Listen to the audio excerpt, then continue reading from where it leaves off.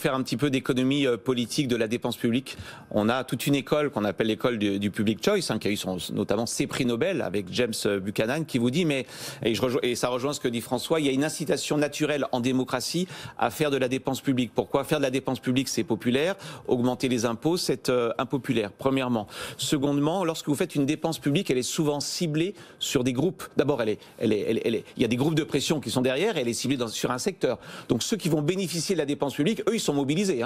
Par contre, quand vous augmentez les impôts en disant voilà, j'ai réduit la dépense, je vais augmenter les impôts, je vais baisser les impôts, tout le monde en profite. Personne ne va se mobiliser en disant c'est super, j'ai économisé 15 € d'impôts par an. Donc en réalité, il y a une asymétrie également sur le fait que ceux qui bénéficient de la dépense publique sont très organisés.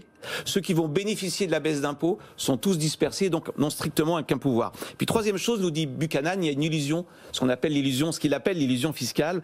On sous-estime toujours les impôts futurs et on surestime l'efficacité de la dépense publique. Donc pour toutes ces raisons, si je fais un petit peu d'économie politique de la dépense publique, il y a un biais naturel, à favoriser la dépense. Ce qui fait qu'à mon sens, le vrai débat n'est pas tellement de savoir s'il faut la réduire, c'est qu'est-ce qu'on fait avec cette dépense. C'est pour ça que le vrai sujet en réalité, c'est l'efficacité de la dépense publique plutôt que la volonté de la réduire à tout prix. C'est se prendre... Beaucoup plus difficile, Emmanuel Combat. C'est plus difficile. À auditer, c'est beaucoup plus difficile à renseigner, l'efficacité. On va être d'accord si on voit 42 milliards de budget dans le logement avec des problèmes de logement récurrents. Oui, il y a un problème, mais les arbitrages, comment est-ce qu'on les fait, ces arbitrages? Sauf que politiquement, ce que je suis en train de dire, c'est que vous n'avez pas tellement d'autres choix que d'augmenter la dépense publique si vous voulez pas être impopulaire.